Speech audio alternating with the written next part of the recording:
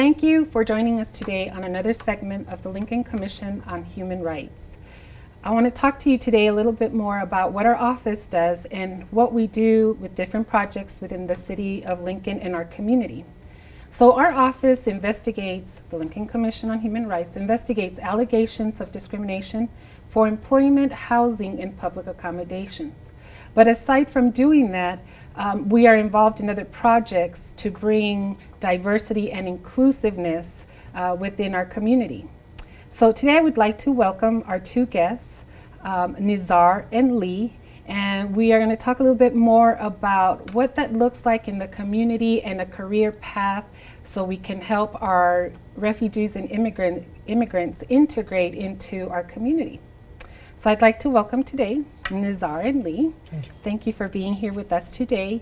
You know, the city of Lincoln is so diverse, and our refugee community and our immigrant community has so much to offer.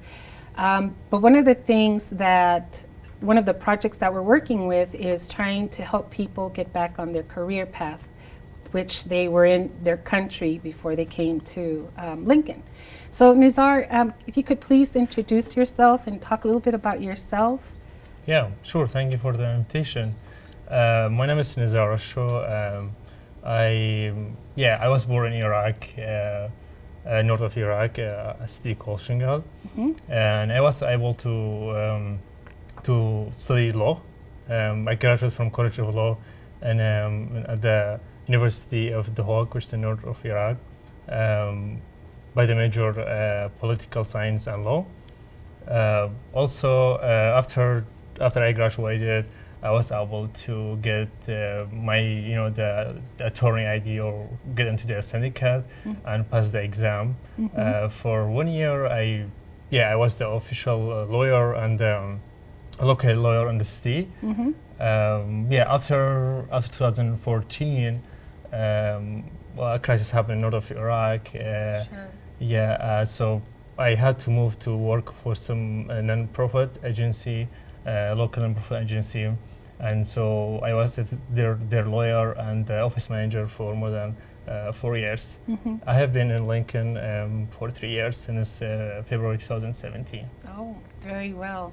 So your initial career was that of an attorney, and yes, so would you like to go back and try to be? Yeah, so that's attorney? a difficult topic. Absolutely. Yeah, as when you come to a country such U.S., Nebraska, the system, everything is different. We had law in Iraq. We just study for 4 years, and you go graduate and become attorney. In U.S., there's a bachelor, there's a law school, there's a really hard exam, and all of that obstacles are not easy to pass them and go back to the same profession that you had in your own country. Sure. So when I came first to Lincoln, Lee was one of the people who helped me as a case manager at that time, and she was using the interpreter actually with me to communicate. So my English was so limited when I first came.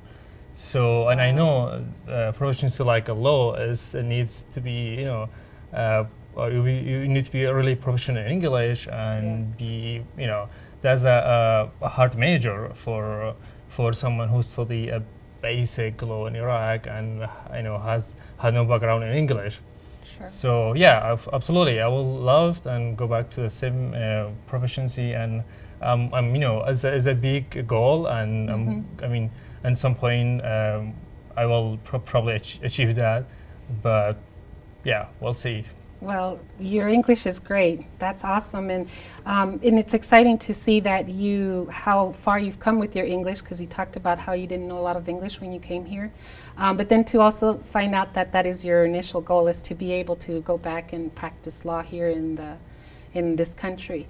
So with that, Lee, thank you for being here today. And Nizar did mention that you were his case manager. So can you talk a little bit about how is it that you met Nizar, and what is your role in this career path? Sure, yeah. So my name is Lea Kramer. I'm the Family Resources Program Manager at the Asian Community and Cultural Center, and I'm also co-chair of the New Americans Task Force. So A few years ago, I was a caseworker and I worked with refugees that were being resettled in our community. So that's where I met Nazar initially.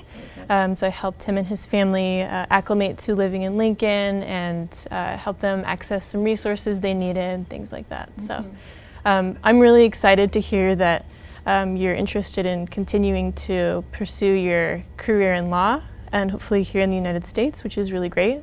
And so that connects really great to a lot of the work we've been doing here in Lincoln to help reconnect folks like you who've pursued a former career in their home country, such as law or nursing, and to be able to meet the requirements to be able to do that here in the United States. And so, can you expand a little bit about what that career path is? What is that project that we're working together?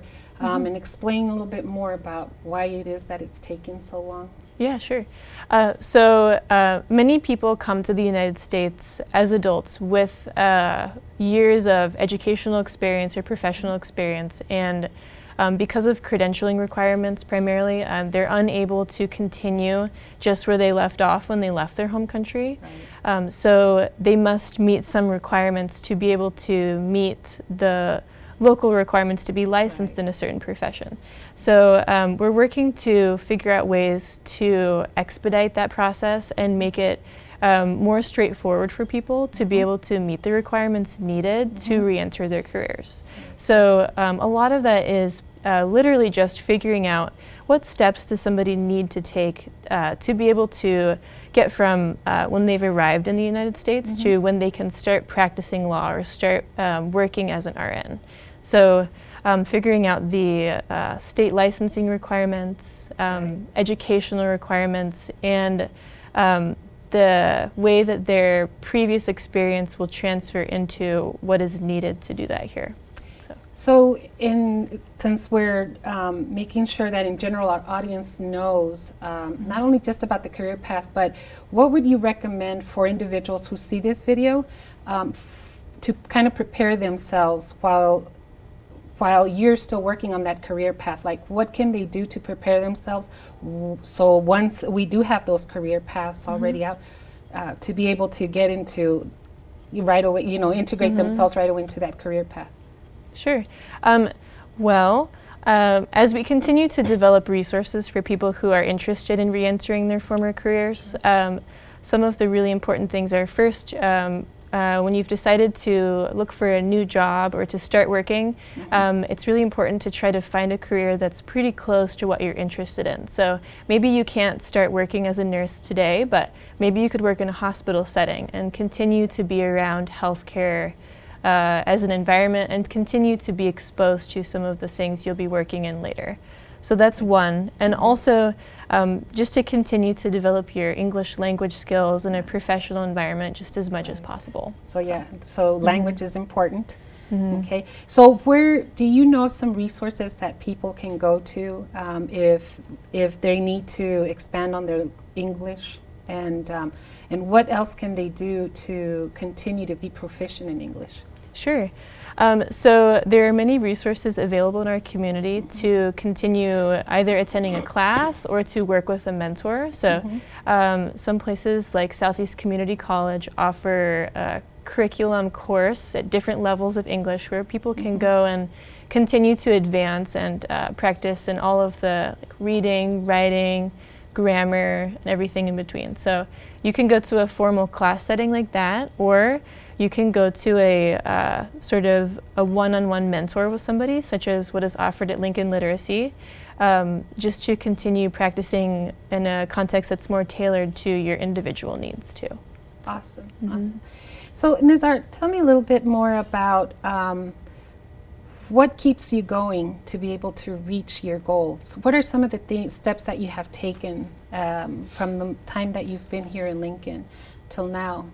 Yeah, I think the most obstacles with us when someone such myself when it comes to the United States and try to go and study professions like law, the most the basic obstacle is you don't have that much opportunity, such as scholarships, financial aids. I mean, first for myself, when I first arrived, they were also telling me, in 8 months your benefit will end and you have to work.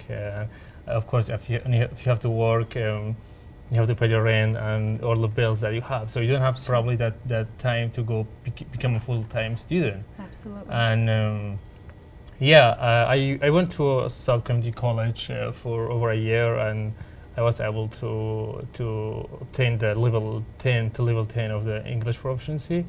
But yeah, I am trying to look at some scholarship around and apply for more available financial aids. And yeah, the plan that's coming up soon is actually to look at more resources and apply and see what's next. Absolutely. So you mentioned earlier that you're a case manager. How does being a case manager help you kind of continue to expand and go and work towards your goal? Yeah, I think the case management, this part of this job, I used to do it in Iraq, helping refugees back there. Yeah, case management is actually is not related to a law at all. Right. It's something like that, just helping your community get them several, navigate the services around. Right. But for my job, I think it's most to be case management is most just a career that afford your expenses. But for myself, I think for the law, that's another topic that I have to work on it hard and try to get it.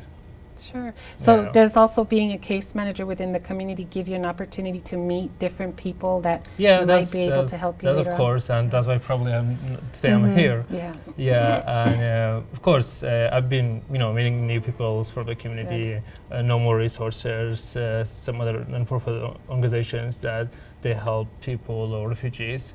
Of course, that another pathway, another door that will give me more opportunity to meet with people and navigate more resources. Awesome. Yeah. So if you could give a word of encouragement to anybody who's looking at this video and they want to work towards like a career path, trying to get back into doing what they originally were meant to do back in their country, what words would you give that? Yeah, I think my recommendation for people such as myself is to not waste their time.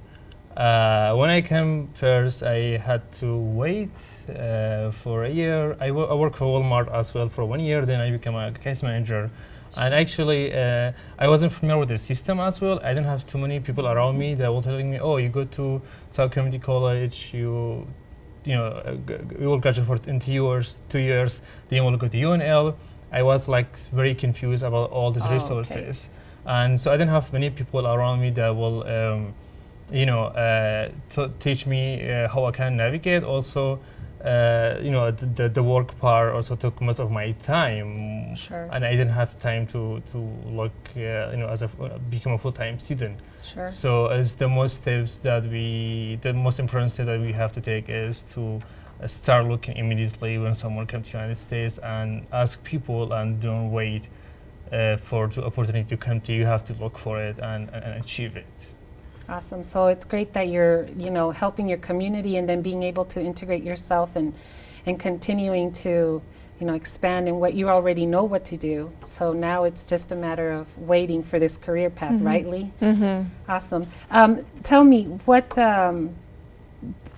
do you see as far as the future with this career path? Like, is there a timeline for this career path? And like an example would be the law side of it? So based on input we received from case managers working directly with clients and also from statistical information from the Department of Labor, we've selected 5 different pathways that are of high need in our community, both for folks who want to work in those areas and for open jobs. So we're working on pathway guides for accounting, law, engineering, education, and nursing. Great. And so we're hoping to have the pathway guides created this year so we can start training case managers and sharing the information with clients too so they can start using it. So That is awesome. That is great work that you're doing for our community. And Nizar, I'd like to thank you both, for taking the time to be here in the Lincoln Commission on Human Rights show, because the information that you have given us will definitely impact our community and certainly let other people know that if they themselves need it, maybe they know somebody else who can use this information to go forward in their life. So thank you both very much for being here today. And certainly want to thank the New Americans Task Force, the City of Lincoln, and the Chamber of Commerce for Lincoln for working on this project, because I think once it is done and it's fulfilled, we will certainly see a lot of people taking advantage of those career paths. So with that, we end another segment of the Lincoln Commission on Human Rights show, and remember, we all have rights.